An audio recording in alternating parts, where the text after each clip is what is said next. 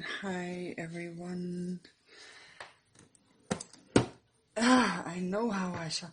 Hi everyone. Okay, let's forget about that. I am in need of an answer and I am going to see if I can find the right indicator or personifier. You're right, there we have her. The Queen of Swords. That is the person who this is all about. I am going to do a reading about a very complicated topic. I am going to use the Everyday Witch Oracle. No, it's the Everyday Witch Tarot. And the indicator for this reading is the Queen of Swords. So, if the following applies to you, this is a reading for you. You have lived through many, many hardships. You've been alone for a lot of the time, or you recently lost someone very significantly in your life. You have seen the worst of people. You have had to struggle throughout most of your life. You know a lot of suffering, all kinds of suffering, from family suffering like abuse or loss of people, or maybe you live or grew up in a war zone. You've had a troubled childhood. You may have been abused or sexually abused. You may have been through all sorts of hardships and trauma, and you mostly had to face them alone.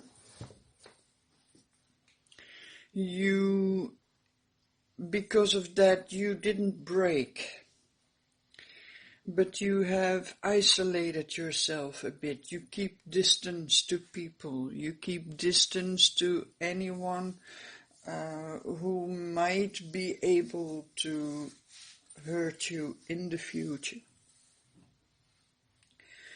It also gave you a lot of life experience, a lot of wisdom, and you've learned a lot about humans.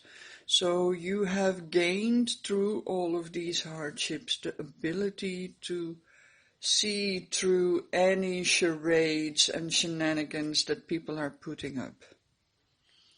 People putting up a front, pretending to be something that they're not. You see right through it. You see through all the bullshit.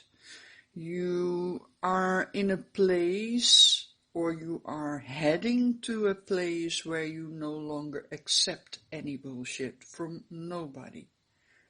You will not allow people in your life, as soon as they show the first signs of betraying you or hurting you, you kick them out of your life and you keep them there. So you have no problem, and that is why she's the Queen of Swords, severing ties.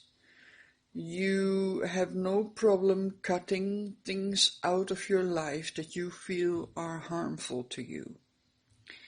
And the result of that is that you are most likely alone.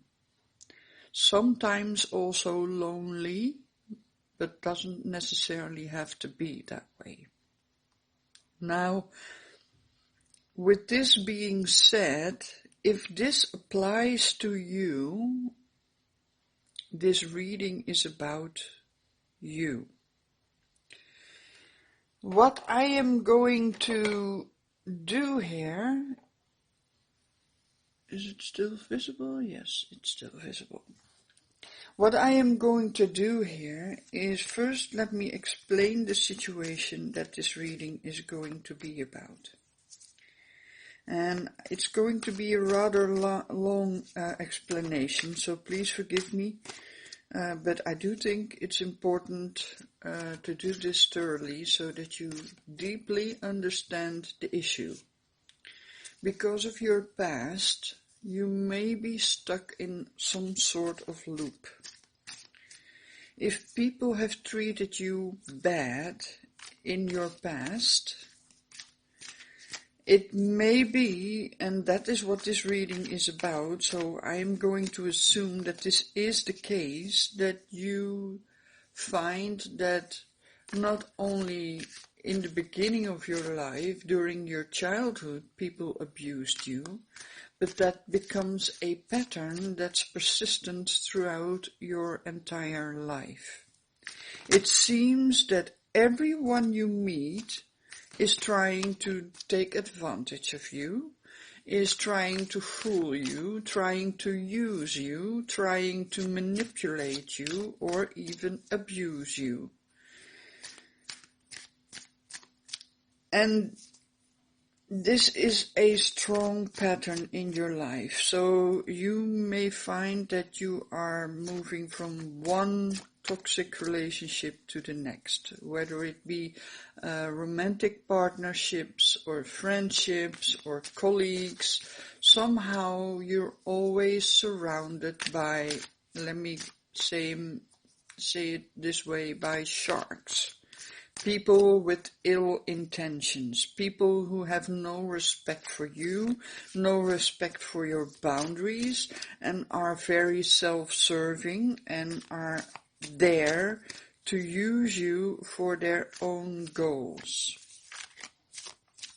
You find yourself surrounded by people who disrespect you, misunderstand you, gossip about you, put you in a very bad light, which isolates you even more, because then also healthy people who could be a positive contribution to your life are also backing out of your life.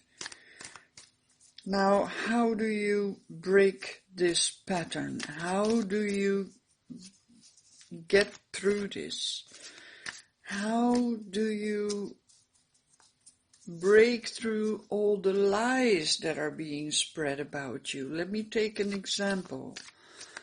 It may be that people in your life are projecting themselves onto you, and mostly their negative aspects are being projected onto you. And they shout about it to everyone who's willing to listen in your environment.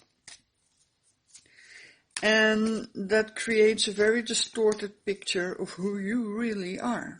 So you feel misunderstood, you feel wronged because people apparently feel the need to kind of take some sort of revenge on you because they believe that you are a malign person or manipulative or whatever. So it turns people against you. It creates distance between you and family members and friends and colleagues and in whatever environment this happens. And usually it doesn't happen only in one environment. If it happened in your childhood, you will find it everywhere, not just with your romantic relationships, but you will find it at your work as well. You will also find it in your friends. It seems somehow that no positive thing can get through to you because it's being blocked by a thick wall of negative people with negative actions and intentions towards you. This can make you feel extremely lonely, isolated, misunderstood, unappreciated, and this is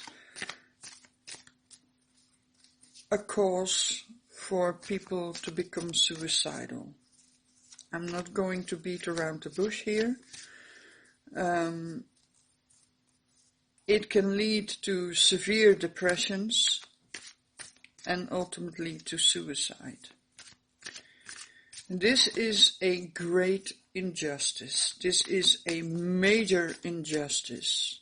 Take something good, take something innocent, destroy it, and then kind of ruin their reputation.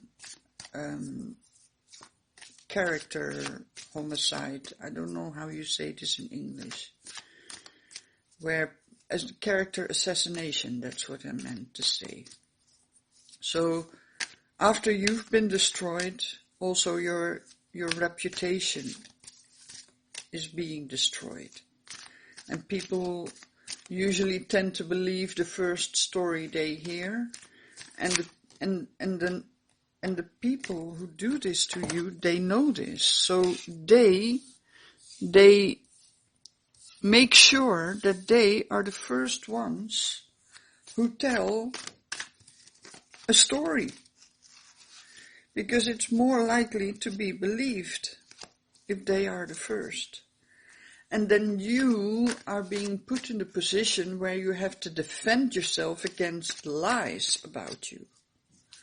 Which is a very difficult position, and if you've ever been in that position, and if you are, this reading is of course for you, you know that it's nigh impossible to change someone's view about you once they've heard negative stories about you. So, the question with this reading is, how do you break through this? What actions can you take? What things can you do to break this cycle? How do you change this cycle of abuse, manipulation, nastiness, and all these other negative things that destroy your life? They ruin your friendships, they ruin your family relations, they ruin your trust in humans, and therefore they ruin every possibility on romantic relations. They ruin your trust in yourself, which makes you kind of debilitated. You will feel helpless in achieving anything. So how do you break through this? How do you change this? As far as I know, this has for a part to do with how you feel about yourself. And one clue that I can already give you is that if you let your self-esteem depend on what other people think about you, you will sell yourself short. You will diminish your potential because of that. Because people always think the worst of each other. It's part of that projection dynamic. Now, I have seen a couple of cards come out. And some are open, and the lower row are the cards that I pulled. I feel that these are the cards that we are going to work with. Maybe I'm going to draw extra cards. Let me see what we have here. We have the Two of Cups, and we have it reversed. That is definitely what's going on. You don't feel loved. That's one big clue. If you can make a mental note or a physical note of this, it's about not feeling loved. You weren't loved. You weren't appreciated. Is that your fault? You probably feel like it is your fault. You're not good enough. You're not lovable. But think about this. Is how other people treat you a sign? Does it say anything about you, or does it say anything about them? I hope you come to the conclusion that it's the latter. How people treat you says something about them, not about you. It's all in the eye of the beholder. If they can't see you for what you are, if they don't appreciate you for what you are, if they don't love you for what you are, that says something about them, not you. This is difficult. This is very difficult, because if you don't know what it's like to be loved, how do you love yourself? Because I feel that is the basis of it all. I know that people who respect themselves will yield respect from their environment. Now, the situation that I did describe is a situation of people who don't respect you.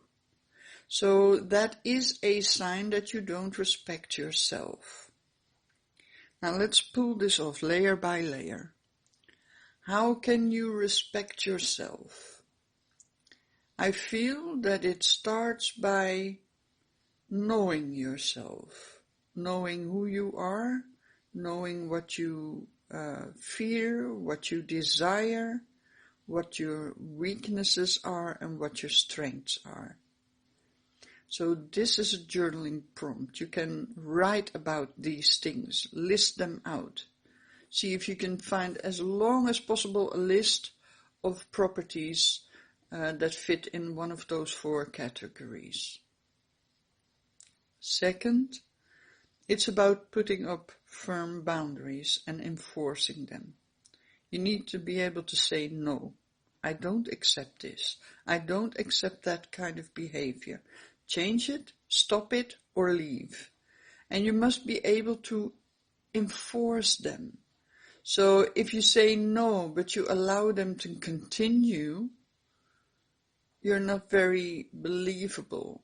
So these boundaries are no real boundaries. They will not be respected.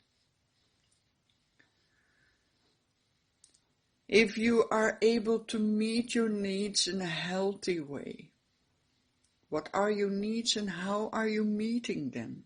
Is that a healthy way, or should you change that? I think it's also about how you treat yourself. For example, if you soothe your pain by using drugs or alcohol, is that a healthy way of dealing with your pain? Other people will see that and draw their conclusions. If you don't treat yourself well, they won't either. So if you find yourself addicted to anything, whether people in your surroundings know it or not, they kind of unconsciously are aware of it and know that they can put out unhealthy behavior towards you because you are accepting of that, because you're also treating yourself unhealthy.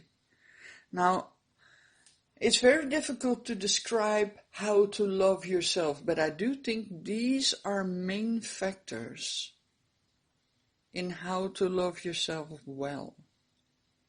And there's probably a lot more to know, and that could also be a good journaling prompt. What does loving yourself look like to you?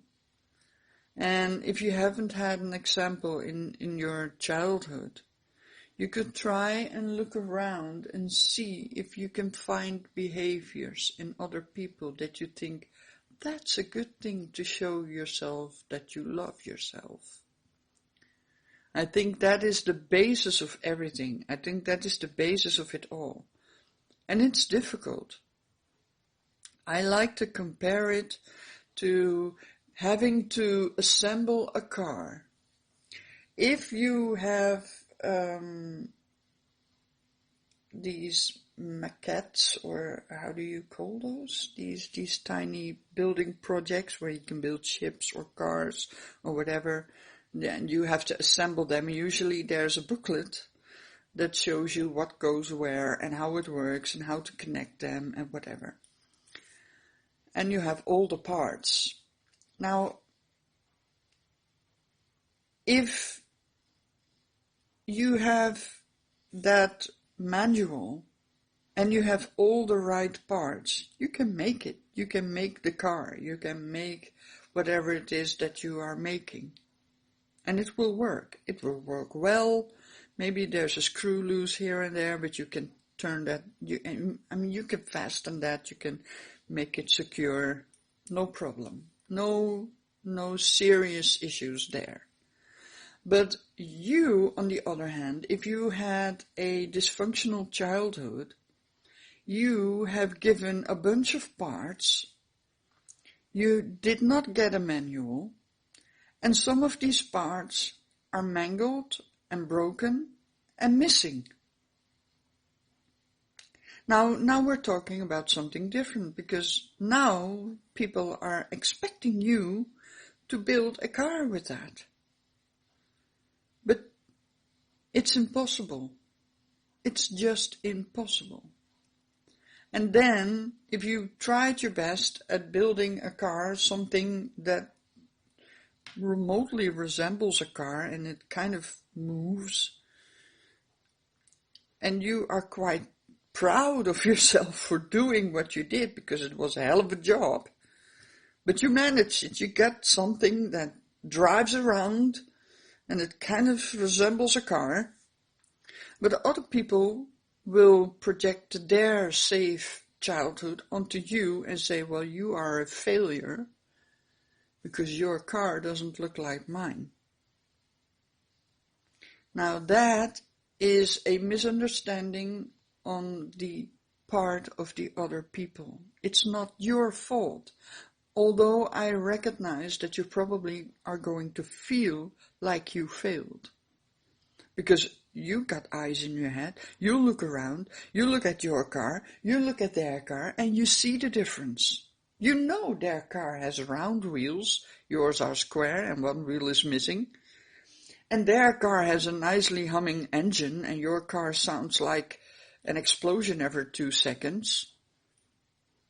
So you can definitely tell there are differences, and that their car are indeed much better, more comfortable, and more functional.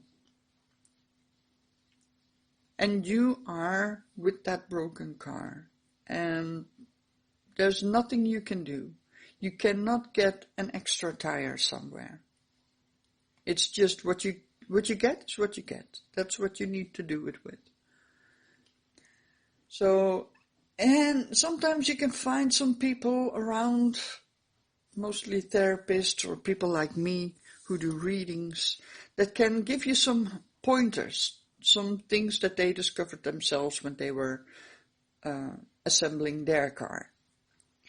And they can help you with the manual. But if you lack the part necessary, or if the part that you got is irreparably broken, and it can't be fixed unless you are able to travel back in time, then something else is going on. It's a difficult situation. It's a very difficult situation. It makes that you feel unloved, unappreciated. It makes you feel like a failure. Other people make you feel like a failure. And some of them do it on purpose because they need that to prop themselves up. Otherwise they will feel as bad as they make you feel. But some people are simply not aware of it.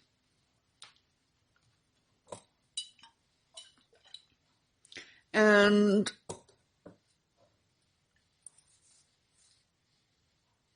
I am not at the point yet that I can tell you how to change that. It's something I'm struggling with myself. But maybe you can find the answer.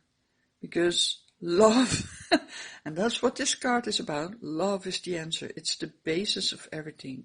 So I believe it starts with loving yourself, appreciating yourself. And maybe if other people look at your car and say, well, you got a sucky car, you can say, yeah, I know, it's sucky. But it's the best I could do given the circumstances.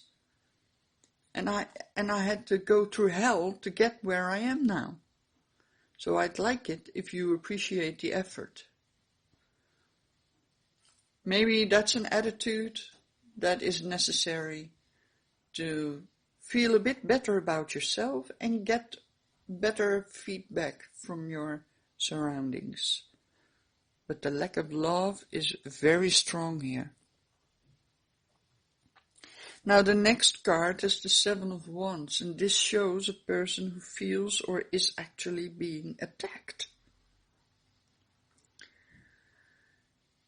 That may exactly be a perfect description of how you experience your life. People are constantly attacking you, and with the previous card about the car analogy, I already explained a facet, an aspect of this.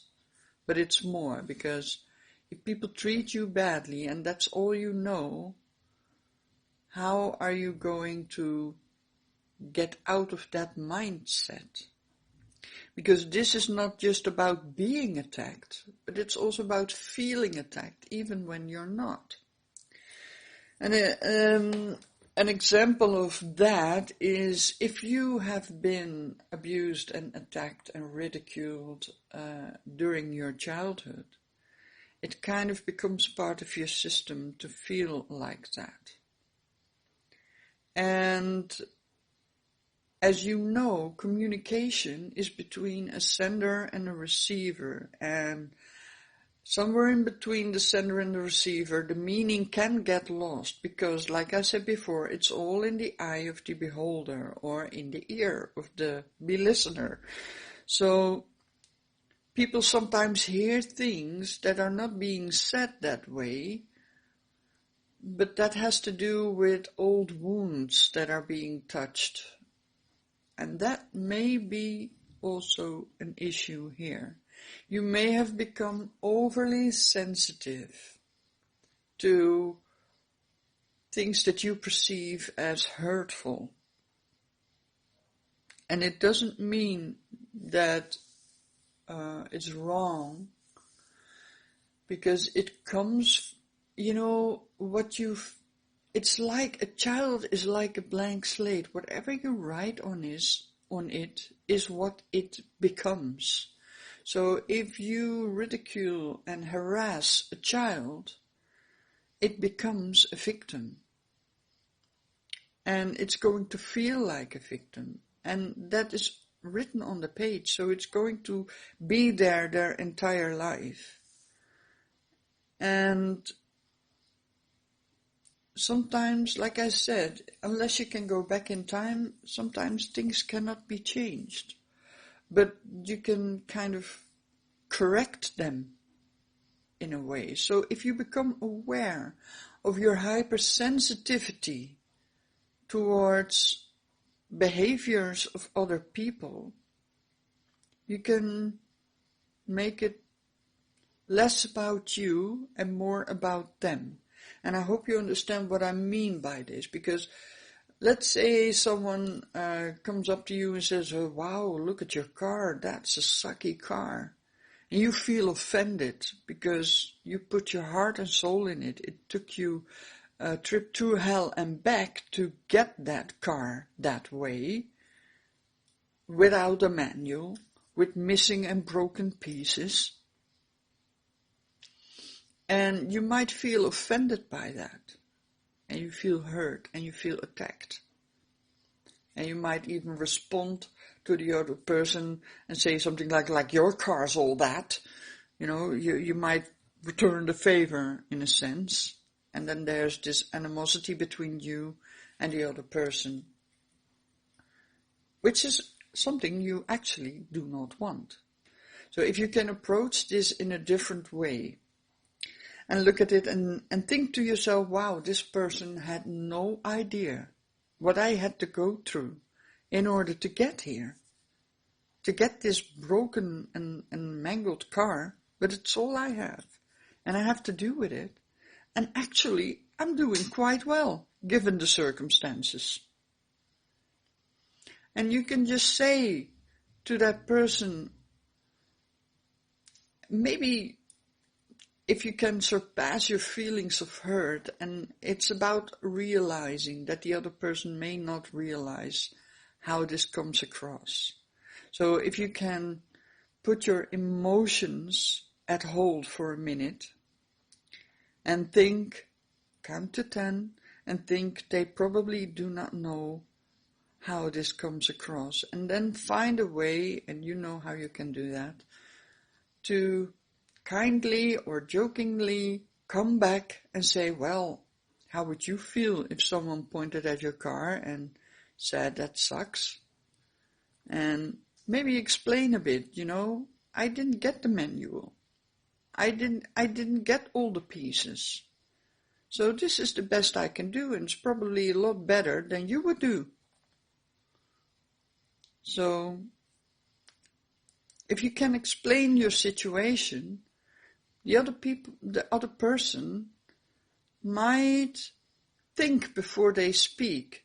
And if they do say something that comes across as hurtful, you can kindly remind them, it kind of hurts if you say it this way, and explain the situation. Then you can avoid the animosity and you will garner some respect and some understanding from this other person. And then you can greatly reduce the instances where you feel attacked like this.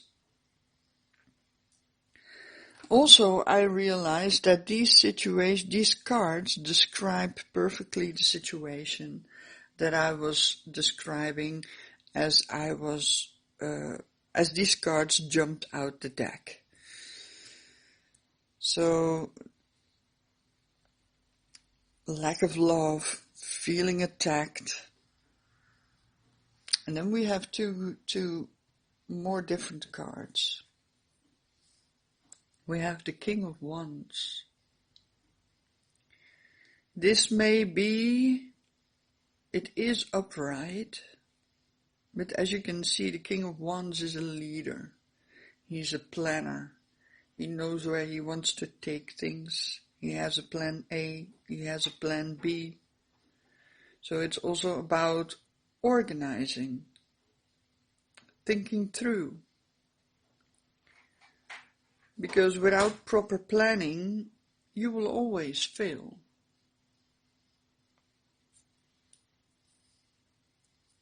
Because you're directionless.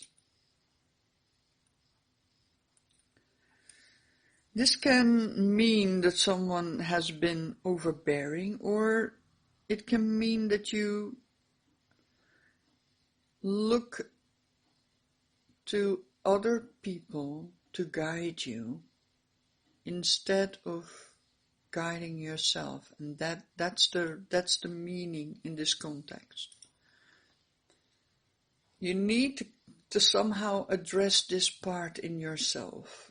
Let's go back to the car analogy. You're in the car that you build yourself with 3 wheels, of which one is square, and an engine that explodes every 2 seconds. And it's all shaky and it's a weird car. But you're in it and you're about to drive away, but you don't take the wheel. You just put in the gas pedal, you fold your arms, and you just see where the car ends up. Now, how do you think that's going to end? So it's about taking the wheel. It's about directing your own life. I used to ride a motorcycle, and one of the things that I learned was where you look is where you will go. And when you come from a history like we are discussing here, you have a tendency to look to the things you don't want. You fear this, so you are looking at what you fear, and that is where you will go if you do not grab the wheel and start looking at what you do want and then take action, which means turning the wheel.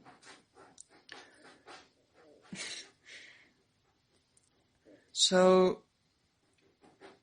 that is also something you and I, during your childhood, have learned that you cannot influence your own life. it's excuse my cat, she's on the litter box. So it's called learned helplessness. So you feel like you have no control over your life. And this is about taking control. Remember this. And therefore it's important to list your fears and to list your desires. And see how much attention, given a day, you put into either your fears or your desires. And I bet you will find out that you put way more energy into what you fear and much less into what you desire. Where you look, you will go. Where the attention goes, that will grow. So that's another thing to remind yourself of. Just learned helplessness. And then we have the Two of Pentacles. And the Two of Pentacles is an ever-dynamic situation. And I kind of like this card because, let me see if I can find something to point it out with. She is balancing on a seesaw. That's how you call these things, right? And that's a balancing act. And she's also kind of juggling these two pentacles in an ever-moving motion.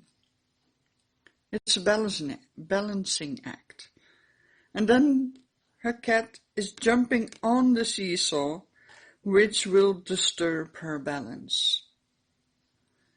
And that may be how you feel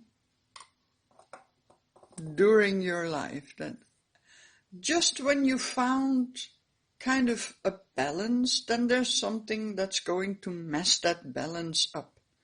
And it's going to cause a lot of stress because you need to make sure that you're not dropping your pentacles, because then you kind of may lose your job or may lose your home or get in financial difficulties or things like that. So these pentacles, these are also about physical security. So it is for you very difficult to maintain a certain kind of balance in your material well-being. Making a good income, getting a good job, getting a nice home, not just a windy, overexpensive and a cold or dark apartment somewhere in the ghettos, but getting a nice house, being able to buy a nice car. May not have to be a new car, but at least it's a nice car, instead of the car that you're driving that's being held together by duct tape and rubber bands. So it may be very difficult for you to find some stability in your life. And I think a good pointer here is to realize that everything is always changing. Things never stay the same. There's only one thing that persists through everything, even through that, and that is love. So everything else is subject to change. And you might say even love can change because my ex-partner hates me now. But that's not the true love that comes from your soul. That is usually something else, because if you really love someone, it's different. You might not accept certain behaviors of that person, and you will set the boundaries for that person, but it doesn't mean you can't love them. You can ask some mothers, or maybe you are a mother and you know that you sometimes hate your child or don't like your child, but you still love them. It's kind of difficult concept, but it's possible. And I'm talking when love is persistent. I'm talking about the agape love, the love for all, not just romantic love, but love for all beings. But besides the point, this is about being able to find your own stability in an ever-changing world. Now, where do you find that stability? Like I said before, you have the tendency to look to others for your well-being. In the same way, you also, for your self-esteem, for how you feel about yourself. In the same way, you also tend to look in the outer world to find your stability. And we kind of all have that, because if we have a home that we come home to every day, that is our stability. But in the end, you can lose a home, or you can move out of that home and into a place where you don't feel that cozy. And how do you then find that stability? And the truth is that your real stability doesn't come from things outside yourself.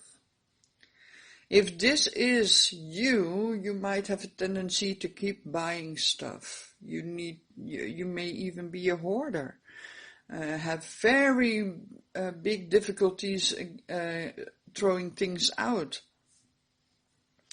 Or you may have a buying addiction, a shopping addiction, where you always have to buy something for yourself in order to feel good, or maybe you have something like an eating disorder, where you tend to overeat or binge on things, and that is all a sign, and addictions as well, is a sign of finding some sort of stability outside yourself.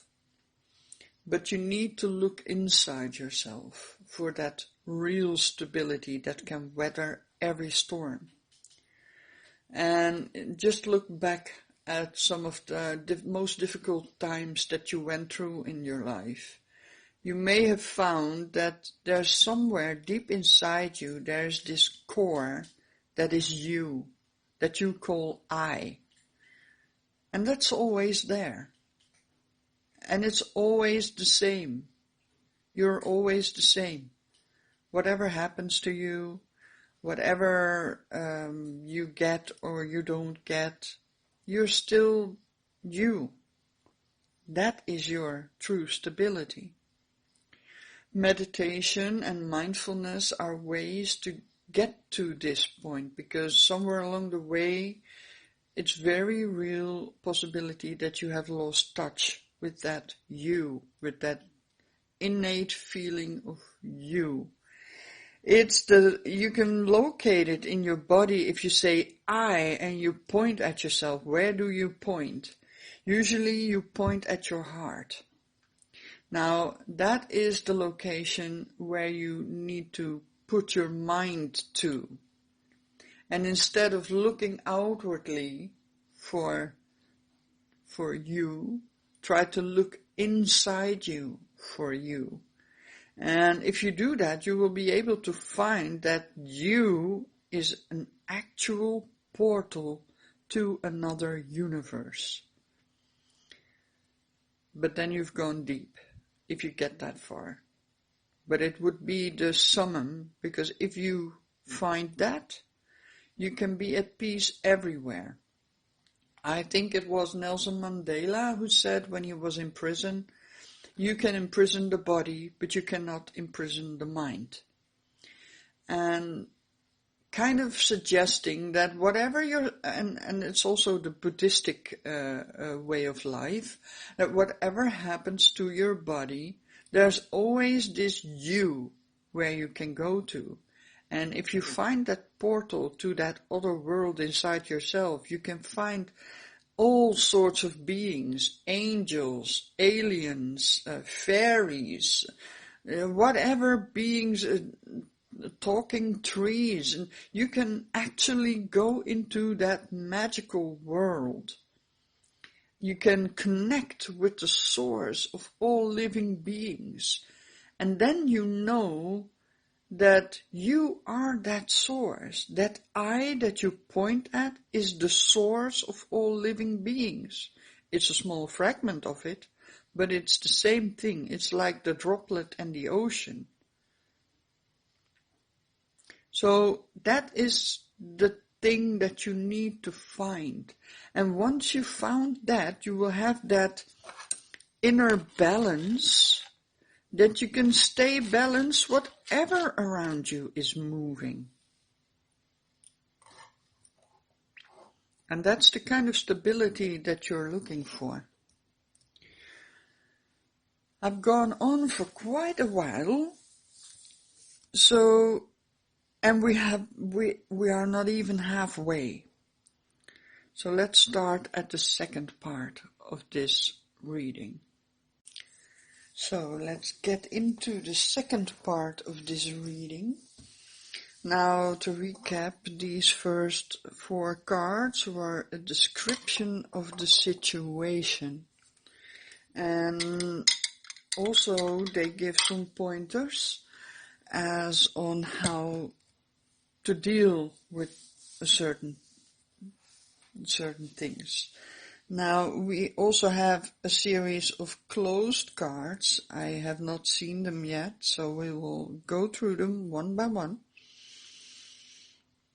and see if we can find some more things that we can do to combat this situation of feeling trapped in a loop with abusive people in your life. How to break through that. First, we find the Star. I'm going to turn them over all at once. Second, we have the Ace of Cups, but it's reversed.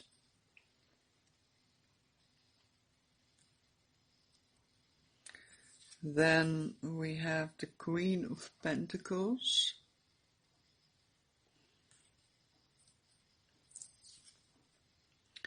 We have the Three of Swords.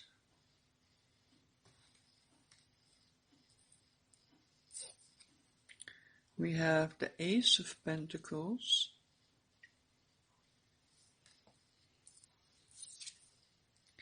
And we have the Five of Cups. First off, I see a tendency in these cards to get something positive and then turn it around. Another positive thing and then turn it around. Another positive thing and then turn it around. So here we have a pattern. It seems to me that these cards should be read in twos because that's how they make sense to me. The Star is a card of your ultimate potential. You have not reached it because it's in the future, but the potential is there. And all you need to do is to bring heaven and earth together, your mind and matter together, to get to that highest potential. And then we see the Ace of Cups reversed. Now, to look at it upright, you see an overflowing cup, and usually an overflowing cup of happiness, a new romance, or that you feel so happy that your cup is overflowing. It's an abundance in feelings and emotions, and usually right upright, it's very positive. But if we turn it over, it gets a whole other connotation, much more like the Five of Cups. Whenever a cup is held upside down, the contents will fall out. and you will lose control of the contents. So the cup is empty. And it tells me that in order to reach your potential, you will need to turn that cup around so that it can be filled without the contents continuously spilling out and emptying the cup. Maybe you know those people who say they want help, and once you start helping them, it seems that there's no end.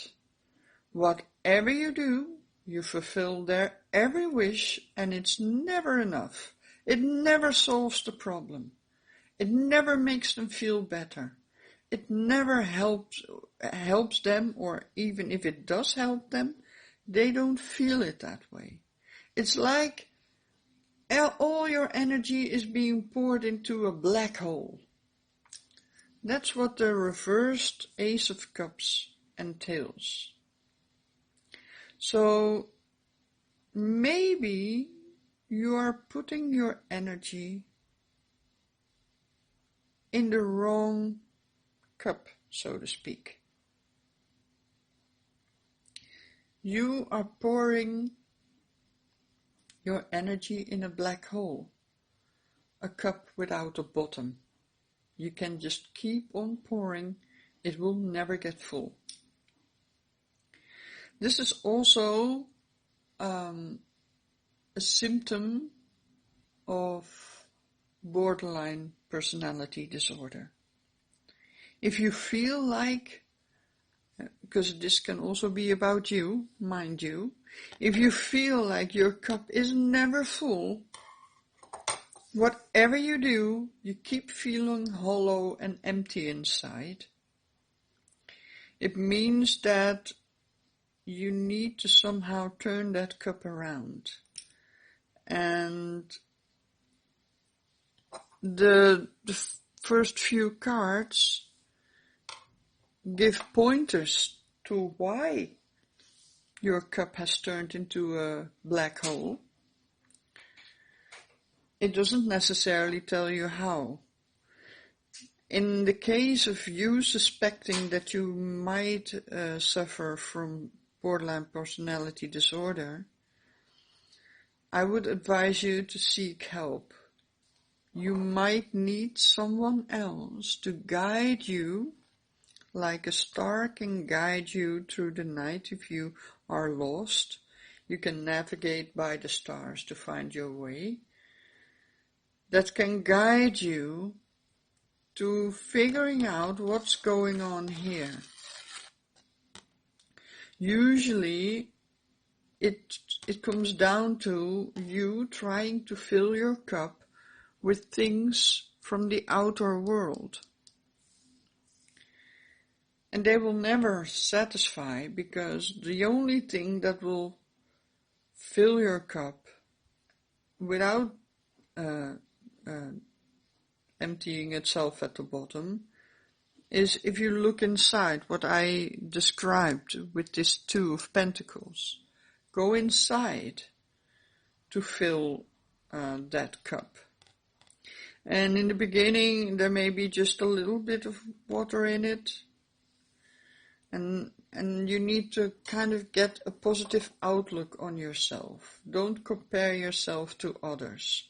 If they have an overflowing cup and your cup is only a few drops filled, because it takes time, and it's about feeling good about yourself, regardless the circumstances you're in. This is a very difficult concept. I should turn this one over, but I rather put it like this. It's like a healing. If I turn this over, it puts out an entirely different energy. Maybe you can feel it. Like if I turn this one upside down, how it feels. It feels draining. It feels tiring. You're always tired because of all the effort you need to put in to find external balance. That's very tiring. This is so much better. This is so much more peaceful. You know you have this inner being that's deeply connected to the entire universe, to the source of all life.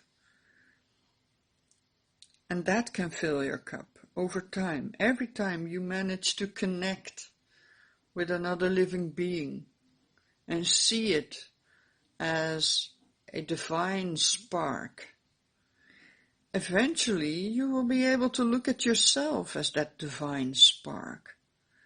And that slowly fills up your cup.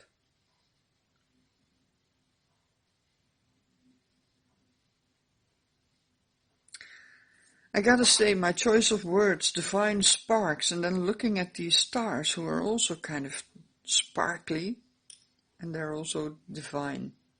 Stars may be the representation of this divine spark. If you look at the tarot, the major arcana, when they are chronological, before the star comes the tower. And the tower shows us that everything external is crumbling down.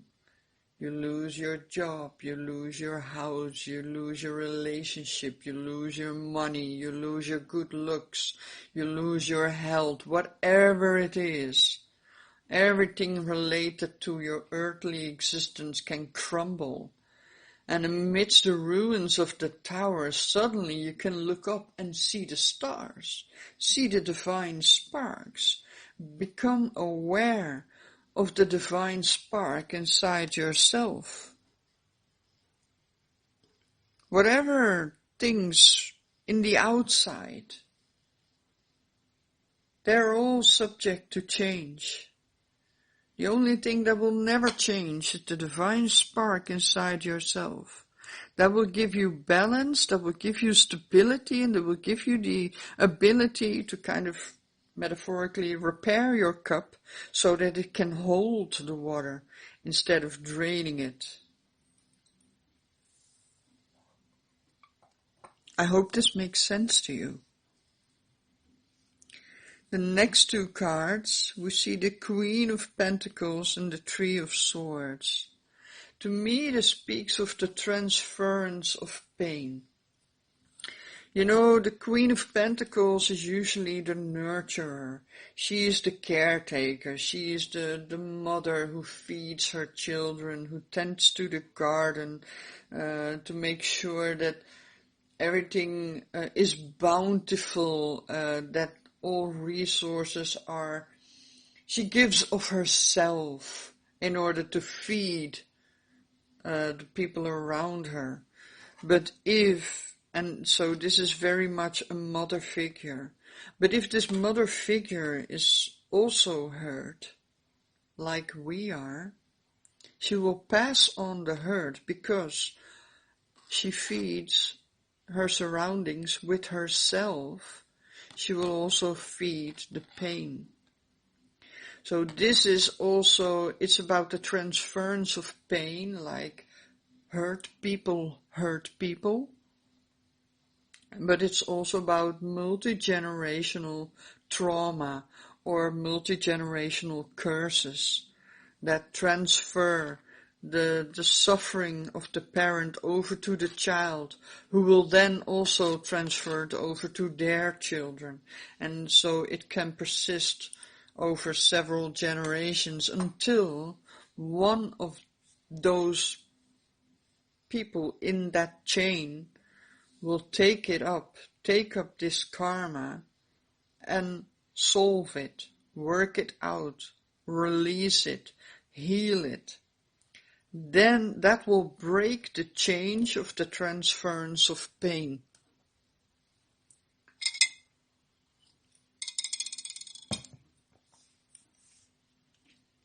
So most likely, the thing that has been transferred over to you is something that has been in your family for multiple generations. It will be rewarding to look into that. See if you can find out things about your family history that will show you how this trauma has been transferred over the generations. And it may go back several generations. And once you realize that pattern, you also can realize that it's not you. It's not you. You know, it's like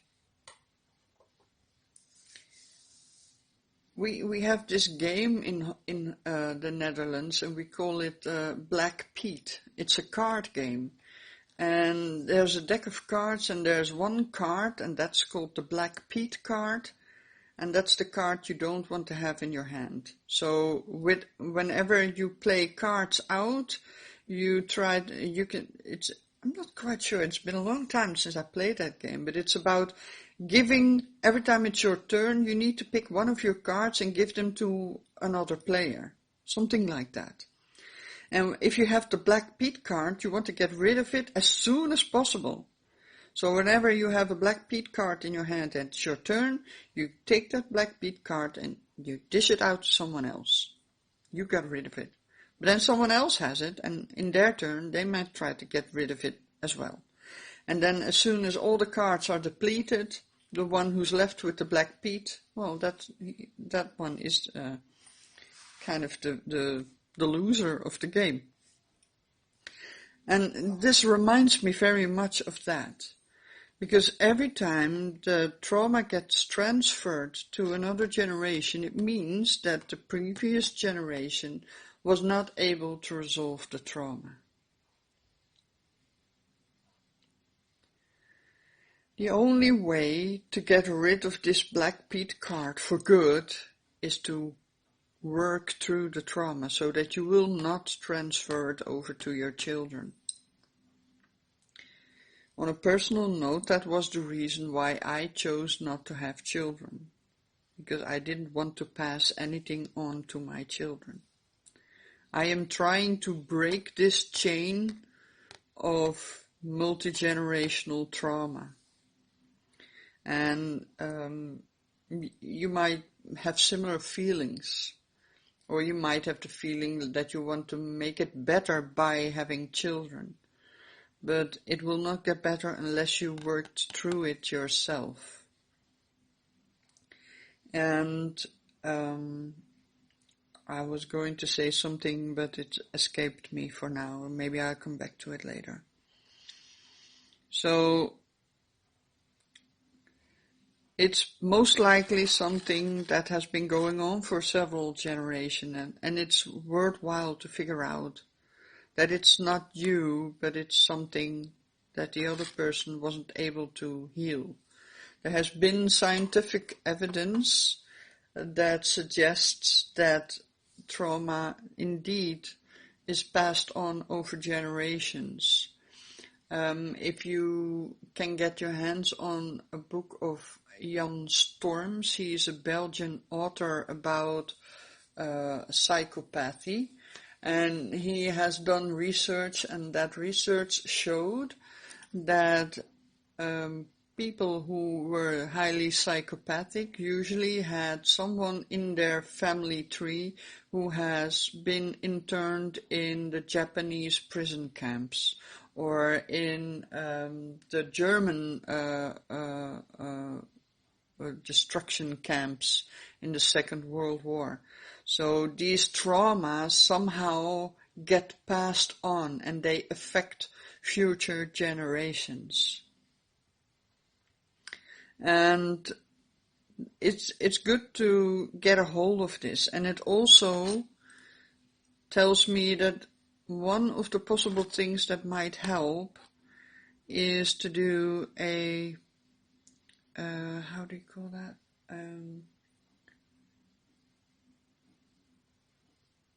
A family constitution. I'm not quite sure how you call that in English. It's the kind of therapy where you gather a bunch of people and you get these people who don't know you and who don't know your history to represent your problematic family members. and you represent you, and then you go around them, and each of them can say whatever comes to their mind first, and somehow that sets things right, or it helps setting things right. It helps to dissolve karma, because people will say remarkable things, and you might scratch your head and wondering, how do they know that? They've never met me until today. They know nothing about me. How do they know that the person they represent treated me in such a way? And why they did that? And it really helps to figure out how that happened. And I am thinking about ways how to incorporate that as well into my readings. I have not quite figured it out yet. I'm still working on it, how it can work. But we can try in the future. But these are patterns, long-lasting patterns. They are being transferred over to you. Hurt people, hurt people. Remember that. Also, when you feel hurt by other people, remind yourself. Hurt people, hurt people. People who hurt are trying to make you feel like they feel. Very important knowledge. And usually that is because they are unable to resolve that pain. So it becomes the game of the black pit. And then we have the Ace of Pentacles and the Five of Cups. Wow, the first thing that comes to mind here is self-sabotage. The Ace of Pentacles, again, is a very positive card. It's about gaining something, gaining friendships, gaining love relationships, gaining a new job, a new car, or whatever new touchy, tangible thing in your life. It's a very pleasant card. It means that good things are coming to you, an increase of money, or an increase of wealth in some way. And sometimes it can even represent the birth of a child into your life.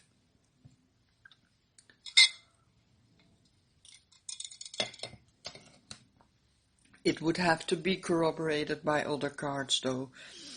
On itself, it has nothing to do with childbirth. But what I see here is you feel like you have something good. Look at her. Or him. They're quite androgynous.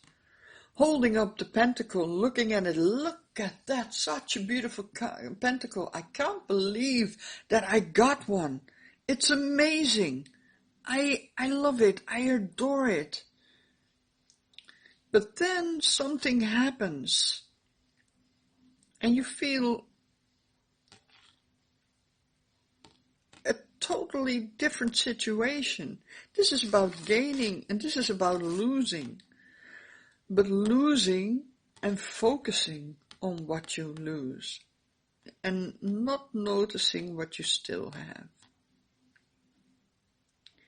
So it's about an outlook on life. It kind of tells me, is the glass half full or is it half empty? And you can sabotage yourself by looking at your life as half empty, your glass as half empty. Because then you don't appreciate what you have. And the one thing that is the breaker of negative thought patterns is gratitude. So this would be about gratitude and keeping a gratitude journal, which means you have to write down at least 3 things a day, every day. You must write down at least 3 things. If you can't think of 3 things, think again until you've found 3 things that you're grateful for. Do this every day. Do this a couple of months. The longer the better. And then you can go back to your gratitude journal and go through the pages and read why you're grateful. And there you will see a pattern emerge. And you will see how this changes your thinking and changes your outlook on life. And then good things start happening. Because if you're swallowing in your loss, you will not see the good things that are happening in your life. And then you get a very distorted outlook on your life. And you may think that you're a failure, that you're a loser, that your life sucks and everything goes wrong. But you're not aware of what's going right. You don't see what you do have. And if you could only switch your focus over to what you still have, like what this person is doing, you will experience your life quite differently, and the people around you will also much rather be around you. They won't be a bore. They won't, well, some people will try to put you down, but that would be the kind of people that you would like to cut out of your life. But the good people that would like to hang out with you if you're grateful for what you have, and you can always find that positive outlook, then you will find that certain people are drawn to you, more positive people, more positive circumstances. And you might be of a very positive influence to the people around you, and that returns to you as well. It's a question of you get what you put out. If you are ungrateful, if you're angry, if you're frustrated, and you go out into the world, you will find that people are looking angry at you. People are trying to cut the line in the supermarket. Traffic is stuck, and it's raining, and everything is wrong. But if you can change your outlook into a positive, like, oh my God, it's raining, but luckily I have my raincoat on, or I'm almost home, so I won't get too wet. And when I get home, I get to sit in front of the stove or the heater, or I get to put my clothes into the dryer and put my warm, freshly dried clothes on. I get to take a hot bath or things like that. If you can change your outlook, you will find that it changes your entire experience of your life. It's very important, because that is a major way how you can turn this negative spiral around and make it into a positive spiral. You need to be watchful though, because you have been trained to see things in a bad way. So it's going to take effort, and especially at the beginning, it's going to be so hard. It's going to be so hard to find 3 things a day that you can write down that you're grateful for. But you will get it. Even if you have to write, I got out of bed today. Sometimes that shows you how bad your day is, but it shows you that you can also look at it at a positive way. You got out of your bed. It doesn't rain today. The sun is not shining either, but at least it's dry. If you can get yourself into that mindset, however small the things are that you're grateful for, you will find that it changes your direction in life, and it changes a lot of things that are happening to you. Now, that said, these things on themselves do not change the behaviors of other people. They just help you to kickstart and figure out the culprits and figure out what's going on. And I have given some pointers as what you can do to mitigate some of these things. This is a marathon. It's not a sprint. It's not something that's done in a week or a month or even a year. This may take an actual lifetime. But if you keep on and you don't give up, eventually you will get to the point where you can set firm boundaries, where you will not allow people to disrespect you because you've learned how to love yourself. And you realize that you can be a bit oversensitive sometimes. That you realize that you need to take control of your life. You need to take the wheel and direct it into the direction that you want to go. Don't look at what you don't want. Look at what you want.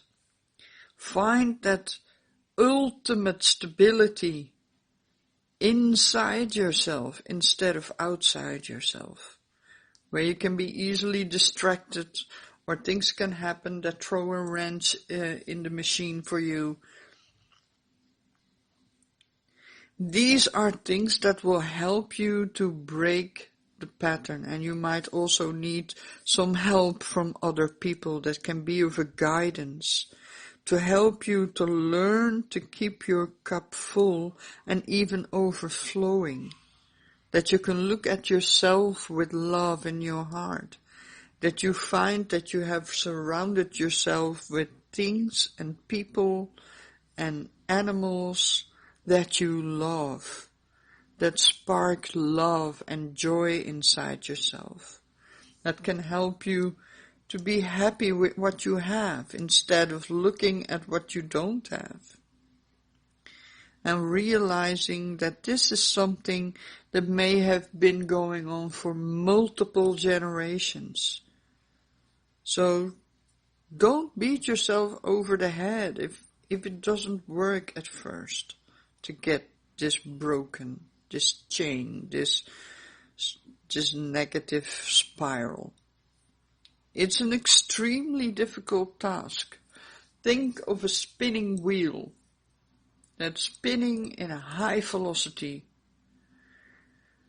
Your job is to stop that wheel and turn it into the opposite direction and keep it spinning in the opposite direction. If you only know how much force in physics, and this is kind of a bit of a physics explanation, how much force, how much energy it takes to stop the wheel and then to get it into that other direction.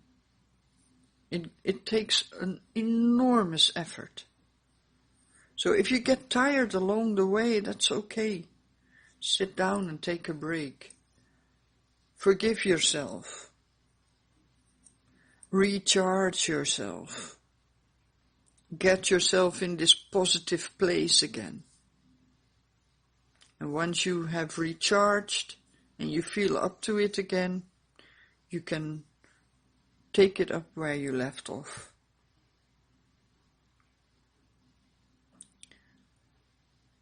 I don't think it's possible to change the behaviors of others, but I have noticed if you can change your own energy, you will attract different people and different situations, and you will experience your life much different.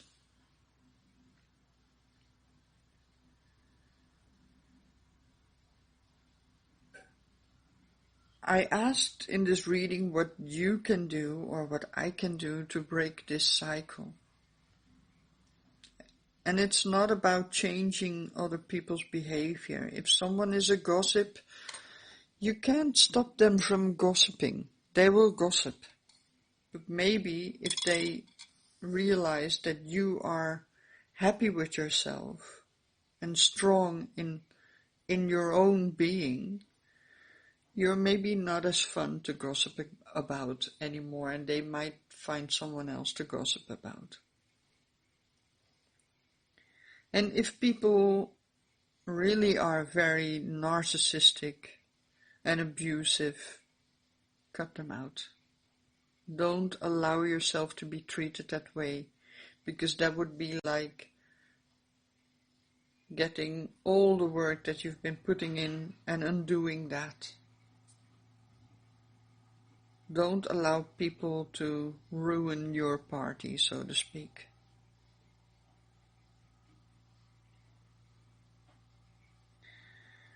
There's not much else that I can say about the cards that I found here, and I found this a very informational reading. It has a lot to say. It has a lot to say. And I hope, even if you got only 10% out of it, you can always come back to this reading, watch it again. There's always going to be new things that get into the forefront that you can work with.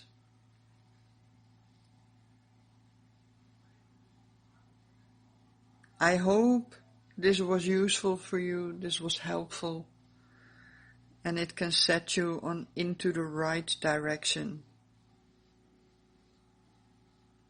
And I wish you the very, very best.